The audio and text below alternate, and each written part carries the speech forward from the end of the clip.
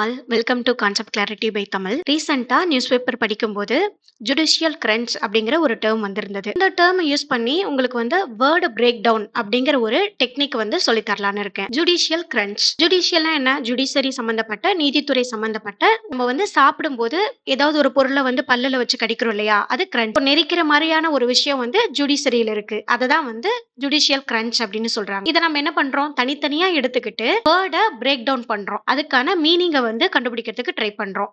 So இப்போ judicial கரன்ச்னா original மீனிங்கே வந்து two many cases, நிறைய கேசஸ் இருக்கு, ஆனா கம்மியான ஜட்ஜஸ் தான் இருக்காங்க அப்படிங்கறத மீன் பண்றதா வந்து இந்த ஜுடிஷியல் கிரன்ச் அப்படிங்கிறது. இந்த மாதிரி science and tech, environment, economy, so இந்த மாதிரி ஒரு நியூ டேர்ம் கொடுத்துட்டு அதுக்கான ஒரு ஆப்ஷன்ஸ் கொடுத்துருப்பாங்க.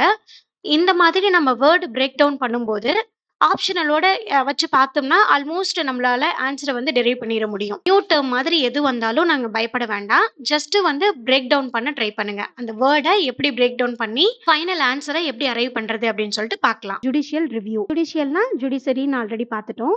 ரிவ்யூ அப்படின்னா என்ன? ஒரு மூவி பார்த்துட்டு அதுக்கு ரிவ்யூ கொடுக்குறாங்க. ஒரு ஆர்டிக்கல் படிச்சுட்டு அதை பத்தி ரிவ்யூ பண்றாங்க. எக்ஸாமின் பண்றதுக்கு பேர் வந்து ரிவ்யூ அப்படின்னு சொல்லி வச்சுக்கலாமா? சோ அந்த மாதிரி ஆல்ரெடி நம்ம 3 பில்லர்ஸ் பார்த்திருப்போம். ஜுடிஷரி, லெஜிஸ்லேட்டிவ், எக்ஸிக்யூட்டிவ் அப்படின்னு சொல்லிட்டு.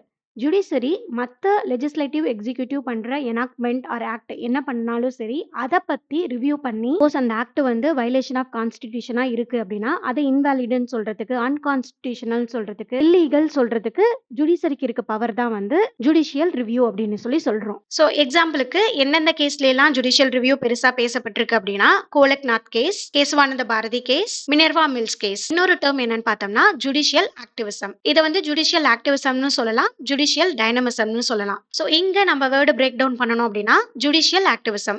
ஆக்டிவிசம்னா என்ன? ஆக்டிவிஸ்ட் அப்படின்னு யாரை சொல்லுவோம்? சமூக ஆர்வலர். அவங்கள தானே சோஷியல் ஆக்டிவிஸ்ட் அப்படின்னு சொல்லி சொல்லுவோம்.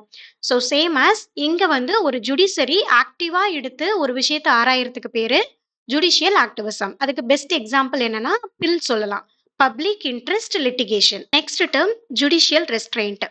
இந்த judicial activism and judicial restraint இந்த ரெண்டுமே வந்து ஆப்போசிட்னு சொல்லலாம்.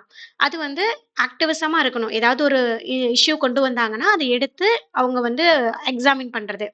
பட் இங்க ரெஸ்ட்ரெயின் அப்படின்னா அது பண்ணாம இருக்கிறது. மேபி ஒரு இஷ்யூ கொண்டு வராங்க அப்படின்னா அந்த இஷ்யூல லா எந்த அளவுக்கு இருக்கு அப்படின்னு அந்த லா பத்தி மட்டுமே பேசிட்டு அதுக்கப்புறம் என்ன பண்ணணும் அப்படிங்கறத லெஜிஸ்லேட்டிவ் கிட்டயும் எக்ஸிகியூட்டிவ் கிட்டயும் விட்டுருவாங்க.